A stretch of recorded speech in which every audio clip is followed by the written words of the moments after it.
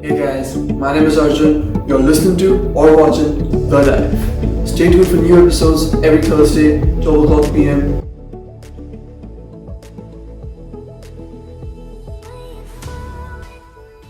And and be like, now you play it because you're getting it all wrong. That had to happen for like a long time just when you understand it. But like after you get it, after you finally understand it, then it's so much better.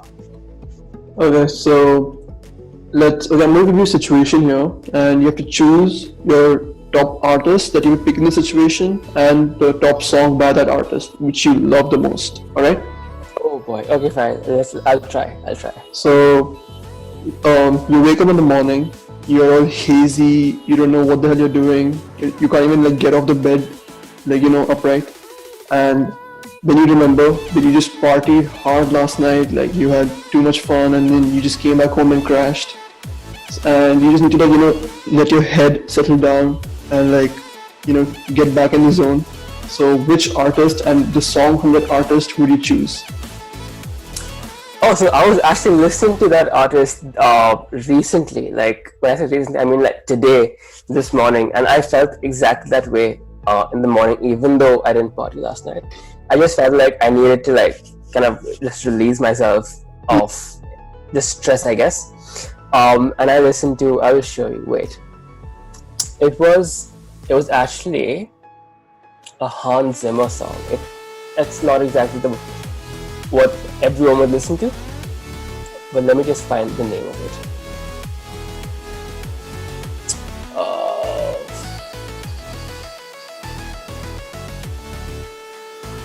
So it's called Hoist the Colors. Sounds patriotic. Somewhat, yes. And then it's followed by A Small Measure of Peace. So we know Hans Zimmer. He composed the soundtracks to Pirates of the Caribbean, The Dark Knight, Interstellar, and his music is very, I would say, very inspiring. So if anyone like needs this, sorry, it's dramatic-ish. It definitely is so dramatic. Like his use of instruments, his arrangements, I just think is brilliant. Yeah. But yeah, so his music is just like, if I'm ever kind of really confused and I just need to get stuff in order, I don't want to listen to like people rapping. I don't want to hear words, basically, if that makes sense. I don't know. Goosebumps and the adrenaline pump, like you need that. Exactly. I just want to be moved by the music in itself without any words. Yeah. Because before I have my coffee, I don't even want to talk to anyone. I'm gonna be really honest with you. Exactly. Like when you wake up, you just want to like, please don't talk to me. I don't care what you have to say. I don't care if you're dying. Let me have coffee. I go out of the room and I legit signal everyone like, don't talk to me, because if I talk to you, I'm gonna sound super rude. Like I don't want to do that. Exactly. Yes. Give me my coffee or let me go to the shower right now. Exactly. Like I think my parents have understood that, because there were been instances like in the morning when I wake up and I just be like, I won't talk to them. Like I just be like, until I have my coffee, and then I'd be like, okay, good morning, how are you going? But then now it's like, so when I went back to Dubai in December, and I woke up for the first time after I landed, my mom knew, like she knows me, right? And she didn't even say good morning to me. She came to me and she handed me a cup of coffee, and she was like, drink. And like they understand after a point. I mean, that's the same thing with my grandparents. My parents, unfortunately, they don't get that yet. But yeah, my grandparents, they know me. Of course, like, it'll take some time. Like once they understand you, it's like, how do you know me so well? Like, well, we're parents for starters, so we have to know you well. Every morning with me, like I get up, I'm on my way to the washroom to get freshened up and like take a shower in essence. But like then my parents are like, it's very rude. You don't even say good morning, and I'm like, I just woke up. Yeah, I get that. Yeah, definitely. But I think it's really important for me as a person to spend at least half an hour after I wake up without talking to anyone, without my phone, without doing anything. It's just like reflecting on your day, reflecting on what you want to do, what you did do, what you haven't done, all that kind of, and just kind of get your mind frame. Okay, so I just want to ask a quick question again. So right now, whenever you do a mix-up or mashup of tracks, you release them on SoundCloud, right? SoundCloud and now YouTube. Like that's been my new fancy. Alright, so guys, as you know, links in description, so please subscribe to him, show him some love, and you won't regret it, trust me. I don't. Thank you so much, bud. And okay, so my question essentially was that if you're only on SoundCloud, like isn't it smarter to like expand onto more friendly, more usable, more available platforms? I agree. So that's what many people have told me. Like you should get into like Apple Music or Spotify because we can listen to it then. So this is like my rationale behind it. Right now I'm still amateur in what I do. Agreed. Like I would think the music is really good and whatnot, but if I'm gonna expand into Spotify and Apple Music, I would want my music to be at a really good standard, and at that point, I mean a standard much higher to where I am right now. Right. So I've got like about 5 to 6 songs that I've done, and I want to reach at least a solid 10 or 15 before I release all of them onto Spotify. And once I do that, then it's just like, then I know I've reached the level I wanted to reach, Right. and then I can expand to like broader audiences. I think now it's just like I want to make music for my close friends, and all the mashups that I'm doing have been what people have asked me to do. Like, can you mash this song up for me because I like the song? And they're like, yeah, sure, why not? Let's see if I can do it. And it's kind of doing it for people I like right now. And after I'm done, then I start doing it for a broader audience. Right. No, but the way I see it, okay, like you said, you're right now doing it for the people you like. So like you for a fact know that since they asked you, then they're probably gonna like it. You already know that, right? And Yeah. you're perfectly correct when you say that you want to have a higher standard of your quality of music, your taste in music, and you like want to learn more till you're like ready for Spotify and Apple Music. But if you take my suggestion, then I suggest that I like your stuff, and I suggest you publish them on Spotify for now. And thing is that then more people outside of your prospective roster for views, it expands greatly. It goes international. You never know. So if people like it, people who don't like you, at least for now, and who don't know you, if they like it, then you, to an extent, already have a certain milestone in mind that, okay, if random people can like my music, then maybe I should try to pump it up a notch and see how would they like this track. So you kind of have more preference, more taste, more input on your data to improve. Definitely. Yeah, and then once I that, agree with you.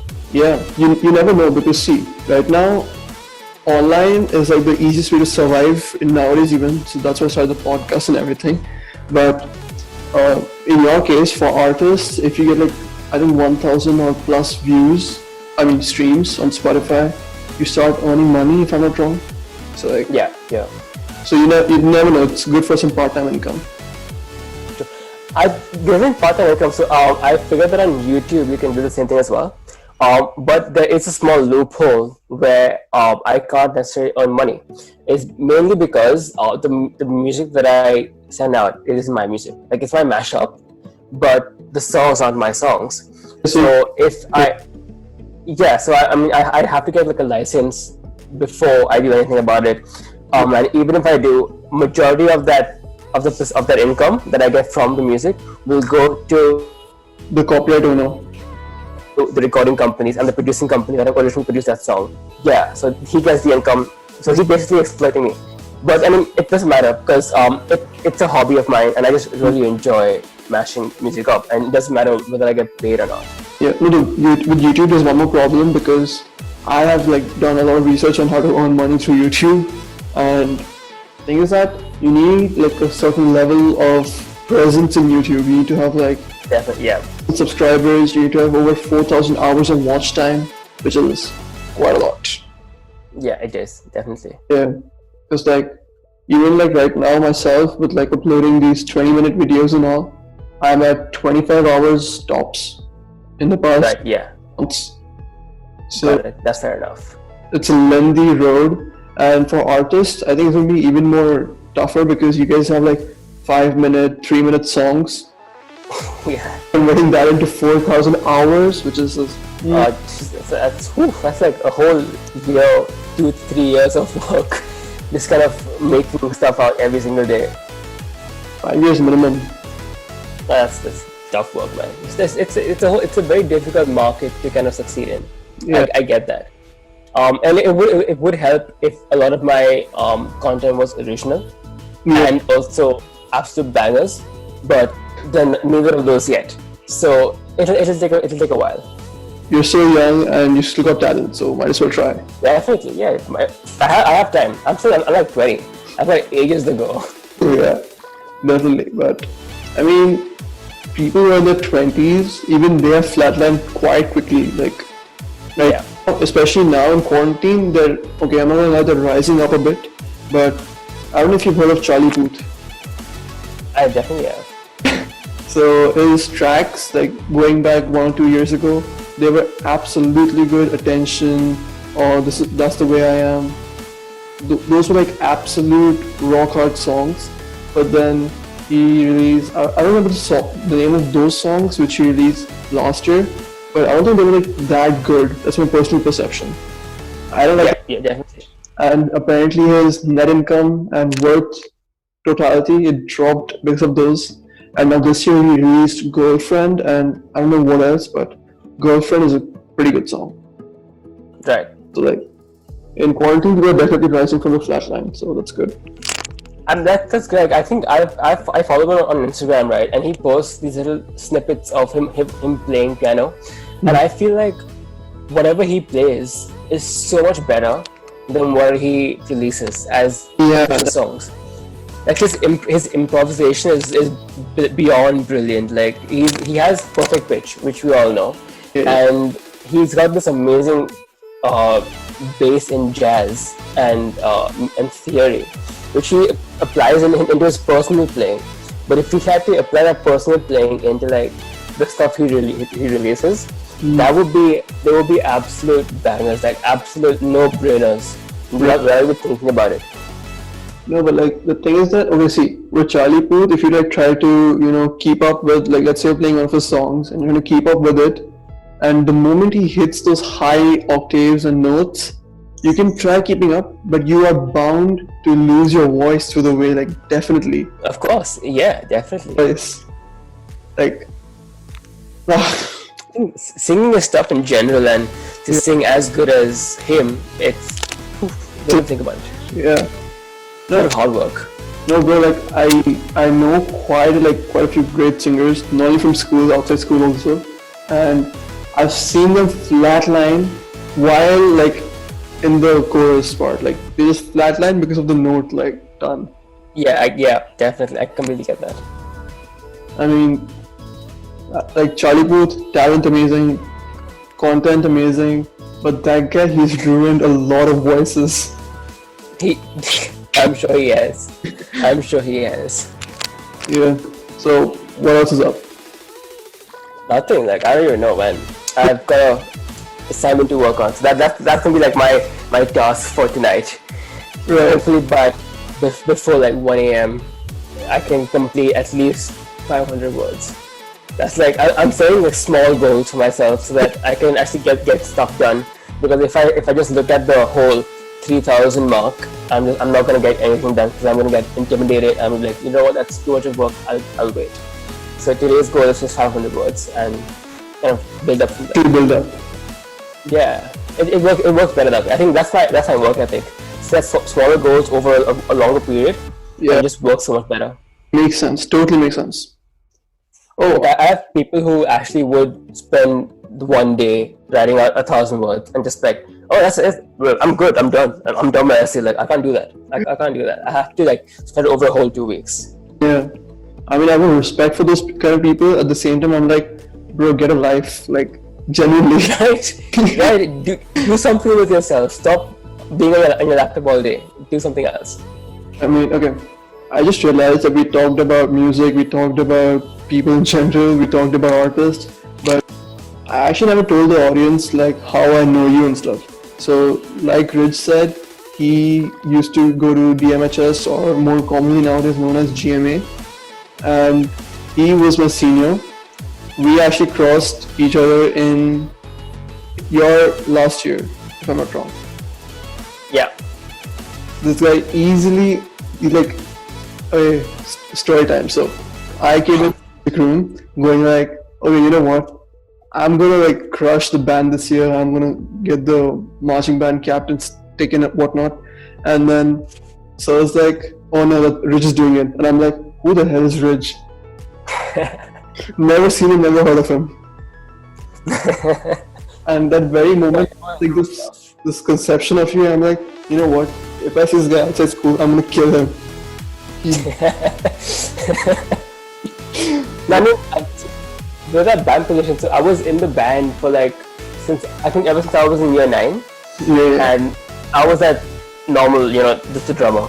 I didn't even have the bass drum because my dad was like, no, you can't. Don't even think about it. You can't keep time. So I was like, okay, fine. I just hit the drum.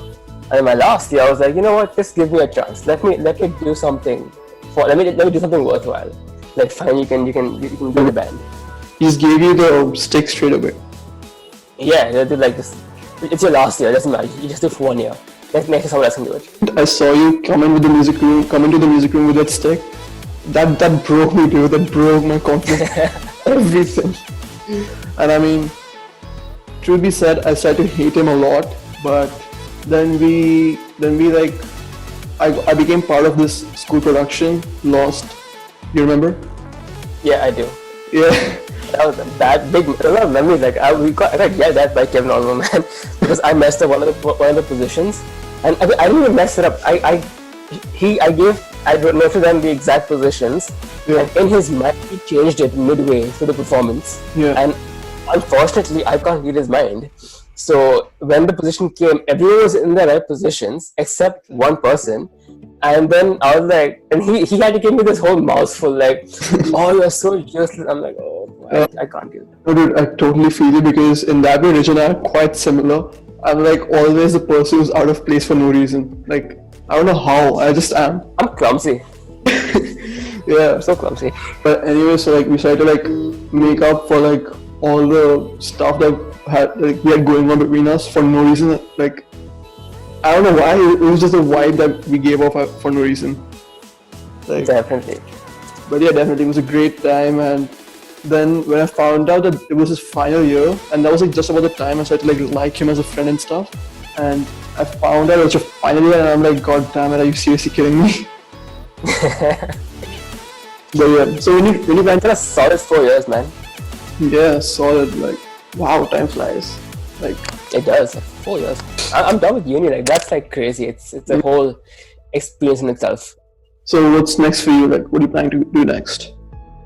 Hopefully get a job. the big graduate question, like, what do you want to do? Hopefully get a job. Hopefully I won't be homeless for the rest of my life.